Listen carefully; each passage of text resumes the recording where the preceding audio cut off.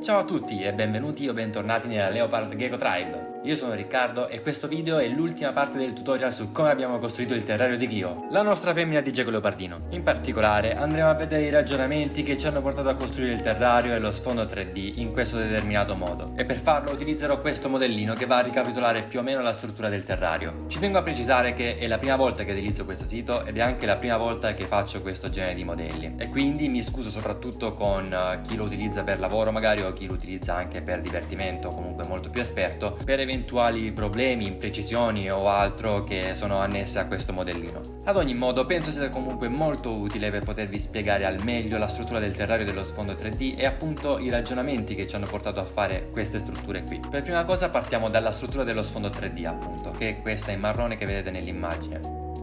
Partiamo dalle basi. La base inferiore è quella lì che funge da base anche all'interno della tana, mentre poi abbiamo questa superiore che invece va a fungere da base per un piano superiore, oltre che ad essere appunto da tetto per la tana. Entrambe queste basi sono collegate al fondo, alla base del terrario, da uno scivolo centrale molto grande e poi successivamente ci sono accanto due altri scivoletti. Gli spazi che ci sono tra questi scivoli vanno a generare delle entrate, due entrate, e poi ce n'è una terza che è qui sul lato, posta proprio sulla tana umida. Come potete vedere anche qui c'è una sorta di mini scivoletto. Lo scopo principale di questa terza entrata, che viene spesso utilizzata da Clio possiamo dire, è soprattutto per poter generare un cambio di areazione all'interno della tana. Lo scivolo che abbiamo sulla destra va a finire poi sulla tana calda e va a generare quest'altra piccola entrata qui che abbiamo tra lo scivolo principale e questo sulla destra, che va a creare un ulteriore nascondiglio per l'animale. Invece attraverso questo sulla sinistra riesce ad arrivare direttamente sulla ciotola del cibo, che è questa qui che vedete qui sulla sinistra. La parte superiore del terrario, che possiamo osservare bene da qui, è utilizzata, è stata adibita diciamo da lei a toilet. Infatti i gechi leopardini sono degli animali molto puliti, tendono a fare i loro bisognini in determinati punti, spesso punti che loro durante l'arco della giornata non vanno a utilizzare per altri motivi. Infatti Clio la vediamo sull'ultimo piano solo ed esclusivamente quando deve andare a fare i suoi bisognini. Per quanto riguarda la tana calda le abbiamo messo due entrate, una diciamo laterale e una superiore. Per quanto riguarda invece la parte umida, l'accesso viene effettuato dal retro della tana calda, quindi dal retro dello sfondo 3D possiamo dire, ed è questa qui l'entrata. Passiamo ora all'argomento areazione. L'areazione comprende queste tre bocche laterali, tre bocche per lato, queste tre sono sul lato inferiore, queste altre sono sul lato superiore e servono sostanzialmente per generare un flusso d'aria. L'aria fredda entra dall'esterno da entrambe le bocche e, come ben sappiamo, l'aria fredda tende a scendere. Quando viene raggiunto questo terzo qui da parte dell'aria, dove c'è sia il tappetino riscaldante sia la lampada riscaldante, tende a scaldarsi ovviamente e quindi tende a salire di nuovo verso su. Una volta salita verso su tende sia ad uscire per lo scambio ovviamente di temperatura che c'è con l'esterno, sia ad andare verso sinistra sempre per lo scambio di temperatura. E una volta che va verso sinistra si raffredda nuovamente e tende a scendere nuovamente. Quindi si crea questo circolo interno all'interno del terrario di aria calda e fredda che permette anche un cambio d'aria notevole tra l'interno e l'esterno del terrario. Proprio per le caratteristiche fisiche dell'aria calda e dell'aria fredda è opportuno, diciamo, è sempre consigliato mettere le bocche d'aria in questo modo qui, quindi quelle della zona fredda lato inferiore, quelle della zona calda invece sul lato superiore. Cogliamo subito la palla al balzo, abbiamo parlato di aria calda, aria fredda, parliamo del riscaldamento del terrario. Noi abbiamo deciso di utilizzare due fonti di riscaldamento, sia quello a terra, quindi il tappetino riscaldante, sia uno proveniente dalla luce, quindi uno spot, una lampadina riscaldante. Per quale motivo? Principalmente perché il calore generato da lampadina spot e da tappetino riscaldante è dovuto a due tipologie di raggi infrarossi diverse. Infatti il riscaldamento dalla lampadina riscaldante deriva principalmente da lunghezze d'onda che ricadono negli infrarossi di tipo A. Viceversa, il tappetino riscaldante riscalda principalmente grazie a raggi infrarossi che ricadono negli infrarossi tipo B e C.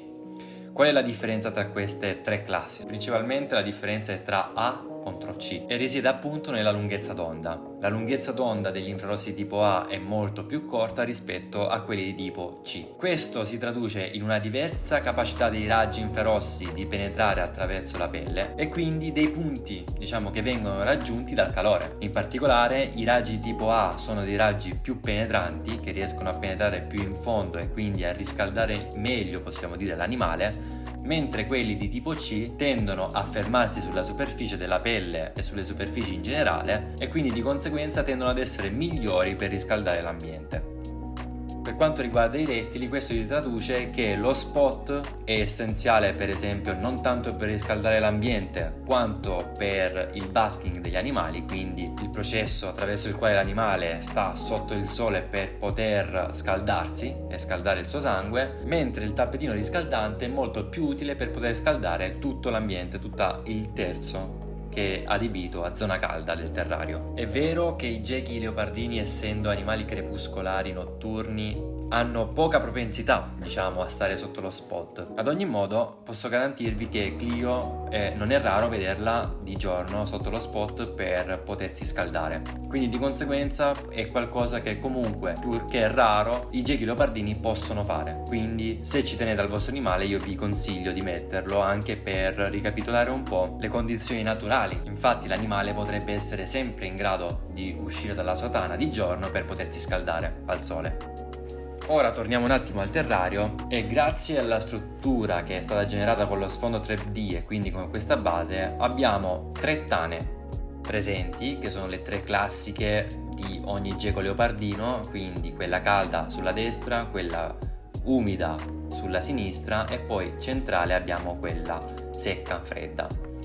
Questo viene realizzato soprattutto grazie alla presenza appunto del materiale con cui abbiamo fatto lo sfondo 3D, che è un materiale comunque abbastanza isolante anche per quanto riguarda l'umidità, e di conseguenza l'umidità che si va a generare in basso sul retro del terrario non va a alterare le condizioni secche che caratterizzano la tana superiore, quindi la tana che si trova nello sfondo 3D e che è adibita ad essere una tana secca. La tana calda ovviamente non dovrebbe essere secca e non lo è, abbiamo anche posto un igrometro apposito per poter misurare l'umidità. Questo è dovuto al fatto che scaldandosi l'aria tende a perdere acqua, perde vapore acqueo al suo interno e quindi tende a diventare più secca.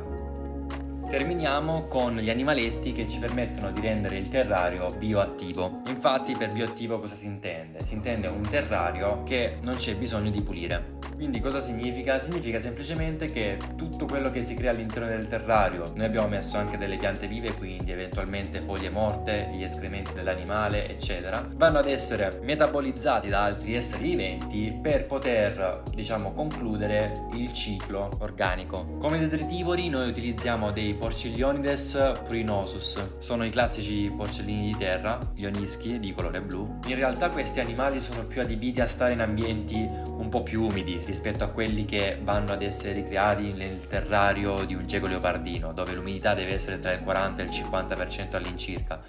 Ad ogni modo noi abbiamo stabilito una colonia all'interno di un box, un fauna box apposito per gli onischi, e poi man mano li inseriamo all'interno del terrario per poter mantenerlo pulito il più a lungo possibile. Inoltre questi onischi sono degli animali piuttosto prelibati anche per il geco leopardino, infatti vanno ad essere alla fine anche per l'animale degli spuntini molto proteici e quindi molto validi per la sua dieta.